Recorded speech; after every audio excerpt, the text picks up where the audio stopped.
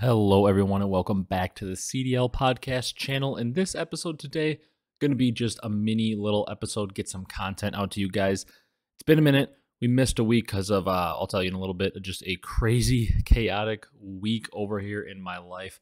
So just going to be a short episode, a solo episode today. It's Christmas night, just got home, just had a little bit of extra time on the day and was chilling. And I'm like, I'll hop on the mic, talk a little bit this week, even though we're in a little bit of a CDL break. And just get some content out to you guys to explain what's happening going forward. Just a chaotic week, nothing out of the ordinary, just busy time of year right now. So if you guys enjoy this one, be sure to leave a like, comment, and subscribe. If you're on the audio platforms, drop that follow, drop that 5-star review. You guys have, like I always say, been crushing it with the support, and that's no different so far here to kick off the season. Excuse me. So yeah, let's just jump into this one. Like I said, going to be more of a mini episode short. Obviously, the matches from last week are old at this point, don't have too much to dive into. I'll talk about a few major ones or something like that. But I want to talk about a little news happening. First, I'll just kick off with what's going on. No episode last week, and obviously I'm solo again today. It's Christmas. Brock's obviously busy with family too. Didn't want to bother him to have to get on and hop on and just record this mini episode. We'll get him back on in the normal schedule coming next week. Just a weird time with the holidays and everything, and Brock and I are both currently moving, so just crazy chaotic. That's why there was no episode last week. Like the way it was timed out, I had to move Tuesday, was kind of like where my leases were changing for my apartments, and I mean Monday night is the normal recording night, and I was packing everything up in my apartment to get it moved. I had my PC all packed up, couldn't record an episode. Brock's doing the same thing, moving, and then I was getting everything all set up, and then by the time everything was all set up, I was preparing for Christmas, and then just like the whole holiday weekend, just a busy time, a lot of family stuff. So I'm like, we're just going to take the week off. It was just so stressful to get something up, and timing kind of worked out because there's no CDL matches this weekend, obviously, with it being Christmas weekend, and no matches this coming weekend with it being New Year's. So yeah, that was a chaotic time. That's why there's no episode, nothing too out of the ordinary. We'll be pretty much back to our normal programming soon, so looking forward to that. But just wanted to hop on and give you guys a little update that I didn't go missing. Just had to miss 1 week. First time we missed a week in a very long time, probably over a year, to be honest. But yeah, let's talk a little bit about news. So some big time news that dropped in the space since the last podcast is about COD 2025. That's just crazy to say because we haven't even hit remotely close to even being far into this game. But COD 2025 is reportedly going to be set in 2030. So I believe this, I don't think this is technically they're saying the next game. I think the next game is still going to be like a COD, like Gulf War or whatever, like a early 2000s era COD, I thought they said. But then this COD 2025 is reportedly told to be set in 2030 and a direct sequel to Black Ops 2. So I don't remember exactly how it works in the timeline with the campaign because, like I've told you guys in the past, I'm not a campaign player, but I remember obviously in Black Ops 2, Nuketown being called Nuketown 2025. So I would assume Black Ops 2, overall set in 2025, kind of modern. 2030 direct sequel for COD 2025. Apparently it's going to feature BO2 Remastered Maps as well as new ones. Pick 10 reportedly coming back, so Treyarch seems to be saving us once again. I'm super excited for this. As you guys know, Treyarch, far and away my favorite developer. I believe they make the strongest games, not only in terms of supporting modes, because I think Zombies is easily the best in games where it's done well, like a Black Ops 1, 2, 3. I have a friend that even really likes Black Ops 4 Zombies, not the worst. People really like Cold War at times. I wasn't a huge fan, but people liked it. Zombies is, in my opinion, the best secondary experience in Call of Duty. Obviously, I'm biased personally towards like ranked play and competitive COD. I know a lot of people aren't. That's just my personal favorite. And Zombies is definitely my second. And I know a ton of people love Warzone. I'm not bashing anybody for liking Warzone. It's just not my cup of tea. I'm not a huge fan of the only battle royale I've really ever enjoyed was kind of prime old Fortnite was like my kind of battle royale. But Battle Royale is not really my thing, so to me, Zombies is the best secondary game mode there's been in Call of Duty. So Treyarch always been my favorite for not only the secondary modes like zombies, but they always seem to release the best competitive side of the game and the best multiplayer as well. So they hit on all notes. Their games usually look the best, vibrant camos, vibrant colors in the maps. And this leak is very positive. So what I think they're doing is also perfect for players, both casual and competitive players. I think the BO2 Remastered Maps idea, as well as new ones, is the perfect combo, because when we saw the maps coming for this year, like Modern Warfare 2 maps, I was like, I'm not going to complain about them, although I would like to see new maps, but it's hard to complain about them bringing back a lot of OG favorites. However, I think the best combo you can have is bring back either all or a bunch of the BO2 Remastered maps, but also give us new ones, because for multiplayer, if you have like, you bring back like whatever, 10, 12, 14 maps from Black Ops 2, and then you also add in 10 new maps, it gives multiplayer a good feeling, because like, hey, if I want to play, like for BO2, if I want to play on any of the random maps you can think of from BO2, like a Yemen or a raid or a standoff or a carrier or some random map, you can still play on those OG maps, but then they also have like half the maps that are new ones that are sprinkled in, so you get to play on either or. And for the competitive side, I think it's better too, because I think ideally we all would like to play new maps every year if we can. The issue is a lot of times the new maps that get released are not great. So it's always good to have those remastered maps from old games that we know are good sprinkled in. So it's like, we only really have 2 good new hardpoint maps. We can sprinkle in like Raid and Standoff from Black Ops 2 remastered maps. So stuff like that seems to be perfect in my opinion. So I like the idea of having remastered maps as well, like as the new maps that, new maps in addition to remastered maps, I guess I should say. And then the pick 10 rumor and everything is perfect. And that makes it seem like if we get that like Gulf War or whatever it's supposed to be in that one, they could be back-to-back Treyarch games, which, hello, that's like the dream. Treyarch is the best developer. So getting Treyarch games back-to-back would be incredible. Other news in CDL talks now, FaZe Black is back in Challengers. So like, remember back in the day in a lot of games like Ghosts and AW random games like that, FaZe had like the main squad and the FaZe Black squad, which was just like a separate squad, and sometimes they perform better than the main squad. At back in the day, it wasn't like a Challengers team; it was just another pro team, kind of like OpTic and OpTic Nation with Bose and Ricky and all those guys. Back when you could basically have 2 pro teams. So FaZe Black is back in Challengers. Tongue twister there. They have a roster of a lot of players all have been pros at one point. In the CDL, Asim, Exceed, Brack, and Kremp. So a solid roster. Cool to see FaZe getting into Challenges as one of our bigger orgs. And then, who was it? New York Subliners kind of tweeted, or quote tweeted about adding in a, let me find that quick, kind of quote tweeted about adding in a challenge roster. There's another like a former pros roster, essentially. It was like the Gunless Classic roster, like eyes emoji on that. So maybe Subliners potentially looking to get into Challengers there. Would be interesting, obviously, bringing that roster. And would be exciting to see, because those are players that deserve another chance. I really want to see Gunless back in the league on a team that supports him and where he can kind of shine as a superstar and have other good players. Who knows if it'll happen, but nice to see some players in Challengers getting some support from like CDL main orgs and potentially getting some salary, because we know it's tough out there to make it when you're not at least making a little salary. So like to see it for the players getting paid. In other news, LAG is just simply not tweeting during their matches. Didn't get a chance to talk about this at all because it kind of happened this past weekend, but Subliners, was it Subliners? I think it was. They were like just tweeting like they were basically LAG for the day and like posting stuff, because LAG just refuses to post, and then eventually they like randomly posted like happy birthdays to like their coach and players or whatever, and like they retweeted some tweets from players and like quote tweeted something about Enable, but like during their matches they just like weren't tweeting at all, and then they finally ended up winning a match and they tweeted. So very interesting there that they basically tried to get out of the league, and now they've just pretty much given up.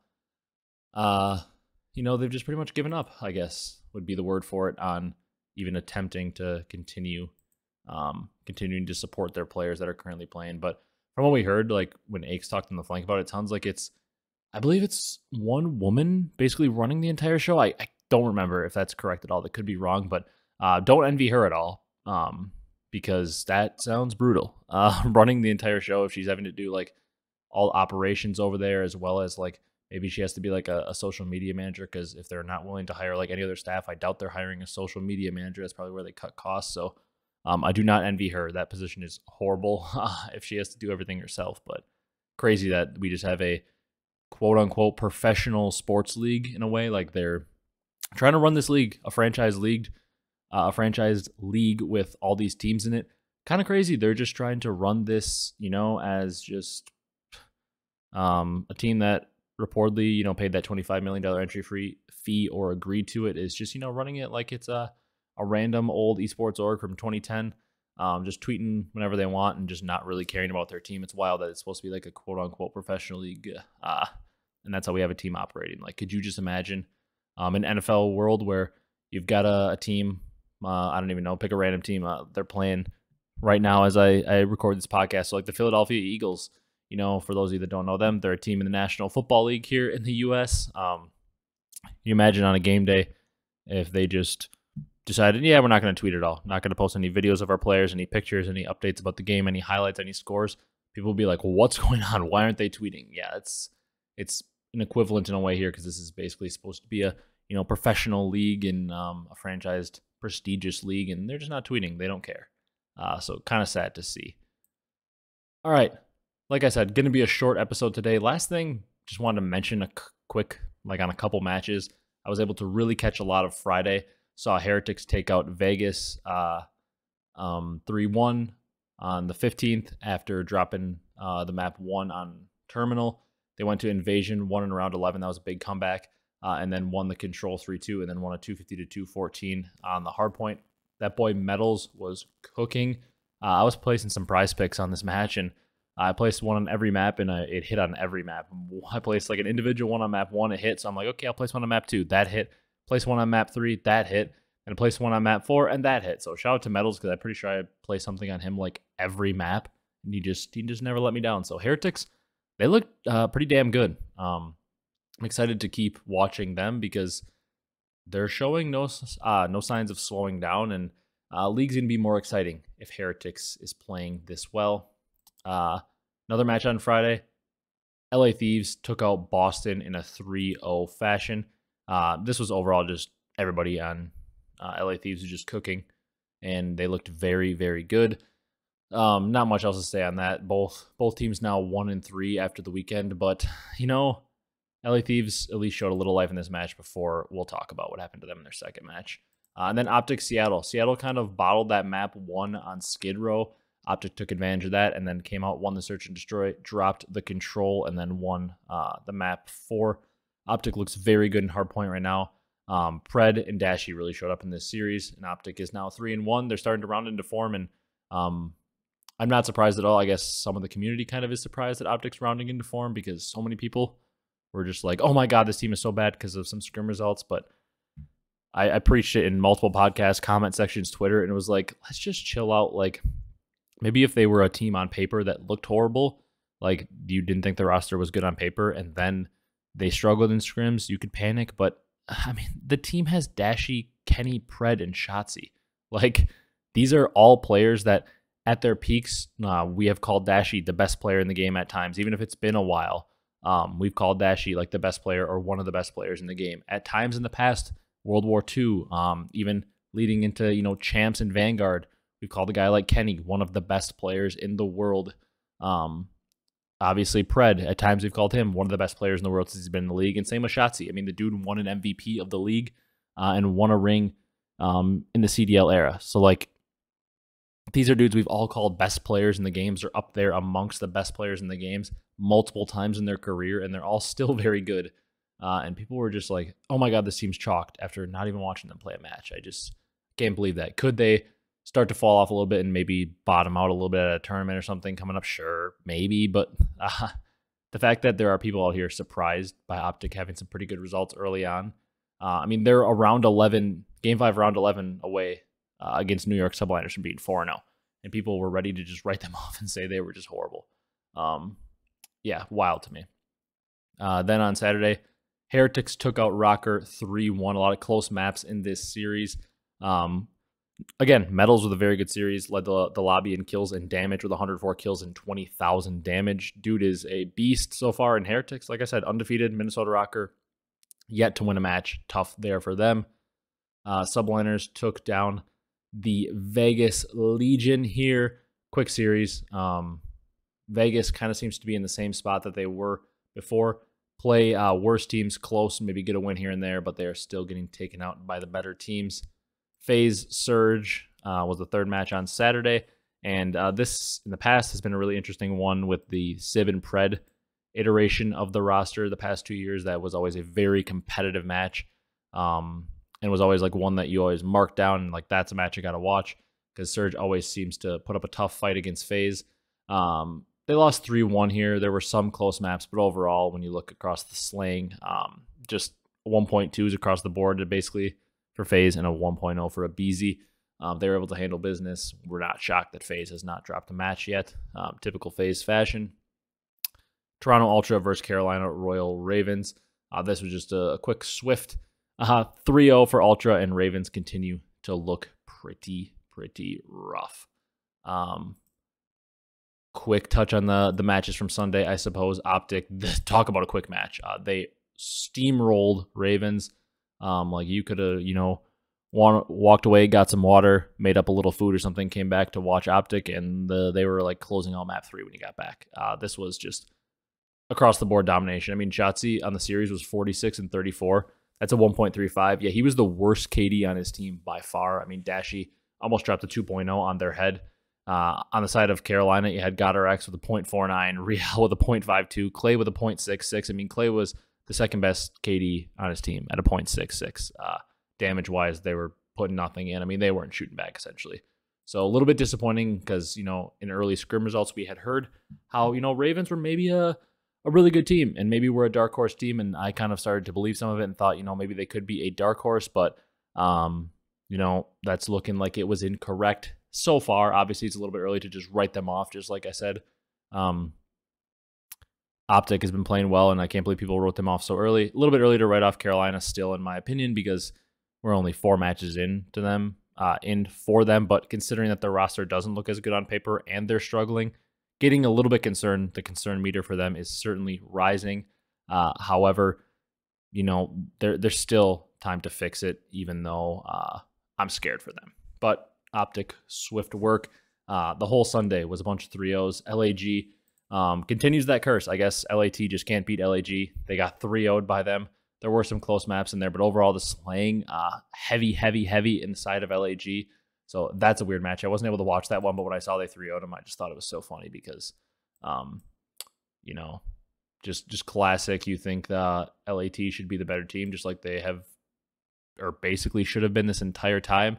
And LAT still finds a way to get 3-0'd by LAG and lose. LAG pretty much owns them in the all-time series. Then the final match was Boston and Toronto, and just when you think Boston's dead at 0-3 after losing to Thieves, they 3-0 Toronto.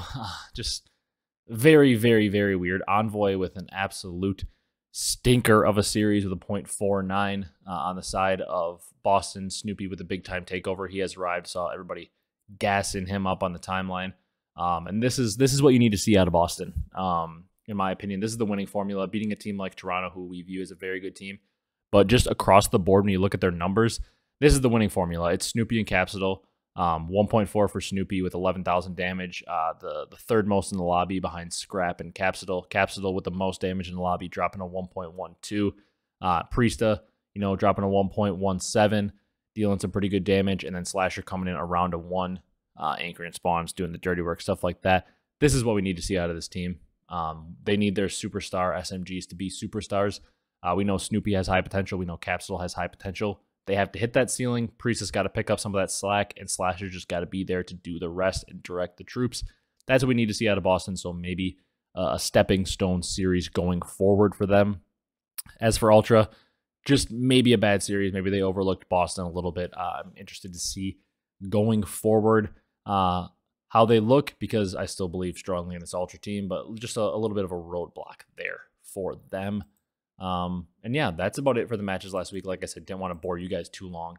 You saw all these matches. They're pretty old at this point. Kind of looking forward to next week. Not going to do match predictions, obviously, because we don't have Brock here. And the next set of matches isn't until January 12th. So we got this weekend off, the next weekend off, and then they're finally back. So we might not even do predictions next week. We might do, something a little bit more random. But looking forward to next week, on Friday. One match, probably pretty bad, LAG and FaZe. Rocker, subliners, kind of whatever. But I'm excited for Surge versus Toronto. That could be a very good match. And then on that Saturday, January 13th, Surge Heretics is a solid match that I'd look forward to. Ultra Thieves could be interesting. OpTic versus Vegas. Kind of matches on that day. And then Sunday, Vegas versus FaZe. Carolina versus Minnesota, a real great one there. And then Subliners, Thieves, and Breach Heretics. So kind of some sets of some teams we think are very good versus some teams that we think aren't so good next weekend. Not the best matches, but either way, looking forward to checking those out and watching those. But that's going to do it for this one. If you guys enjoyed, be sure to leave a like, comment, and subscribe on YouTube. If you're on the audio platforms, drop a follow, drop a 5-star review. I appreciate all the support. Brock appreciates all the support. Like I said, just a crazy time right now with both of us moving, holidays, birthdays in the family, just all kinds of things going on, just crazy busy. So sorry for no episode last week, but sometimes life gets very busy and you got to make a little exceptions. But either way, hopefully back on a normal schedule next week. Appreciate you guys all for watching. Hope you guys had great holidays, great times, whatever you celebrate or don't celebrate. Hope, regardless, whatever it is, you had a great time doing it, hopefully with some family, friends, whatever it was. I appreciate all of you greatly, greatly, greatly. Just a lot of moves in life going on right now. So I appreciate all your support as always. Looking forward to hopping on next week again and hopefully getting back to our normal schedules. Thank you guys so much for watching, and we will see you in the next one.